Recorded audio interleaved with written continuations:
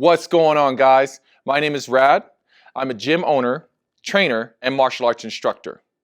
In this video, I want to talk about why I had to stop running under orders from my doctor. Check it out.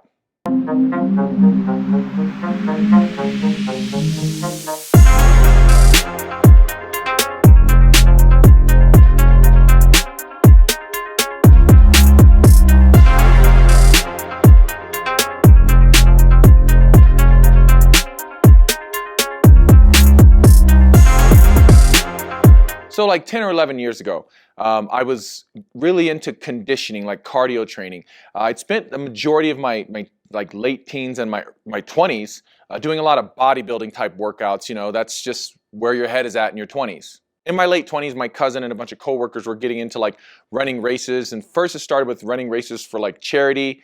And then we started just doing triathlons, and we started doing Olympic triathlons. And I just really started to love it. And I hadn't been a cardio athlete since high school. Now, my build was certainly different, and so it was a little hard on my body at first to transition to a cardio type athlete. But I did it, and I did it for a couple years. My cardio health was exceptional, but I would continue to have these little injuries, these little nagging injuries, and I started to have back pain and issues with my knees and my ankles. I started going in to see my doctor regularly for these things in between races, and he had a very blunt response to the type of training I was doing. He said, "Rad, I want you to stop running." To that, I was very confused. You know, anytime people think about being fit or exercise, you're either thinking about like the weightlifting or thinking about cardio. Whenever you think about cardio, you think about bicycles or primarily running. You always see people when they want to get in shape, they start walking or they start running. So it was shocking to me that my doctor was telling me that I needed to stop running. He went into a deeper explanation regarding the continued issues I was having with my ankles, my knees, and specifically my back. He began to explain my build. I am a heavyweight. I have been through my whole adult life. I have a very broad frame.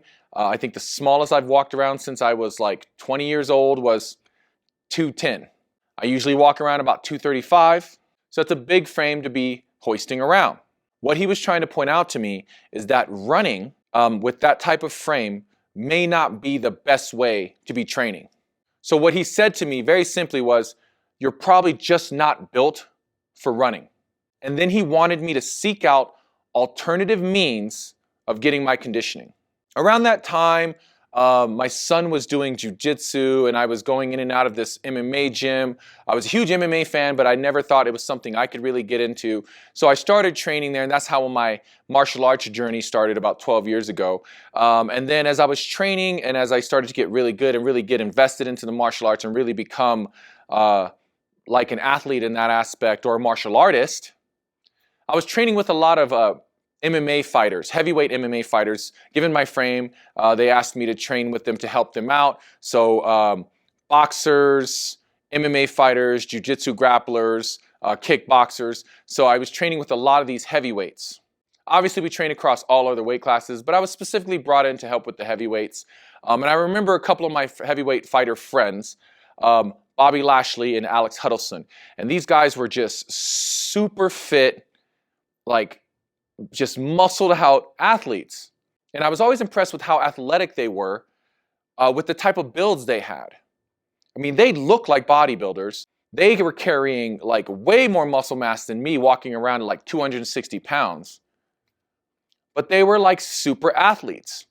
I remember one time, I can't remember if it was Bobby or Alex, but it was probably both of them at some point or another, pointed out to me, they said, "Rad, when have you ever seen me jogging?"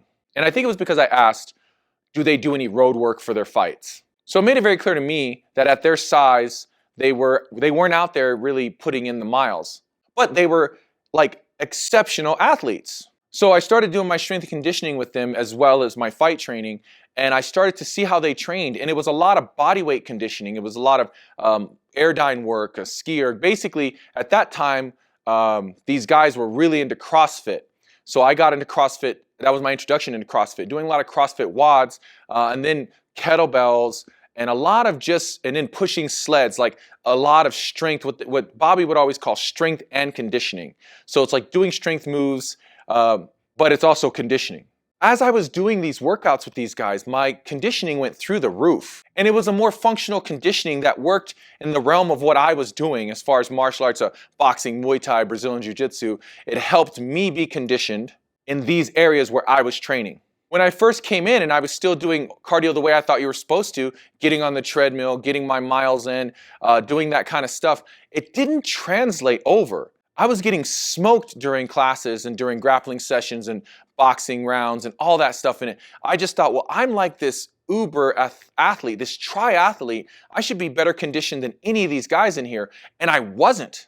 At first, I thought they were just putting in that much more conditioning. But it turned out it was the type of conditioning they were putting in. Since then, this is ultimately the way I've gotten my cardio. Now, do we run? Yes, but we only do like sprint intervals. We don't run for long sustained periods. We don't do like miles and miles and miles. Hill sprints and just sprints and running stairs. That stuff is still a part of the arsenal as far as getting our cardio. But the cardio that I do now is definitely more body weight, or burpees, getting on airdynes, low impact type machines, if I'm using machines for cardio. But primarily, if it's just me using my body, it's either skipping rope or body weight stuff, squat, jumps, burpees, anything that's bear crawls, stuff like that, moving around on the ground. This gives me the cardio and conditioning I need for the things that I do. So that is my story as to why I was told to stop running and why I ultimately stopped running. I'll say openly, in the 2 years that I was doing like the heavy cardio type training or races and stuff like that, I had just as many injuries with my ankles, my knees, and my back as I've had doing combat sports training. So I just want you to think about it. Some people watching this, you might just be built to run. Some people are built for it. They have the frame. They're not, they don't have a heavy frame that's slamming down on the ground with every single stride that they take. And it might just be what works for you. And to that I say, awesome, man. That's your jam. You enjoy it and you're good at it. Keep it going. I'll end the video with this. I did try to get back into running again, thinking maybe if I did it a certain way and changed my stride, and I looked up a bunch of things and decided, let me give it a shot. So during isolation, given the fact that I was training outside a lot, I said, well, I'm going to start trying to maybe get some miles in and run a little bit. And I did not have a good experience. My knees swelled up. At one point, they locked up. It was worse than it was back in the day when I was much lighter when all I was doing was cardio. It just showed me that what I'm doing is perfect for me, and my doctor was right. So not being able to run is not the end of the world. It could be an opening to a whole new world, a whole new modality of training that you will fall in love with that will be so much better for you in the long run. All right, guys, thank you for watching the video as always. I appreciate your support. Remember, keep fighting for fit, no excuses, and I'll see you in the next video.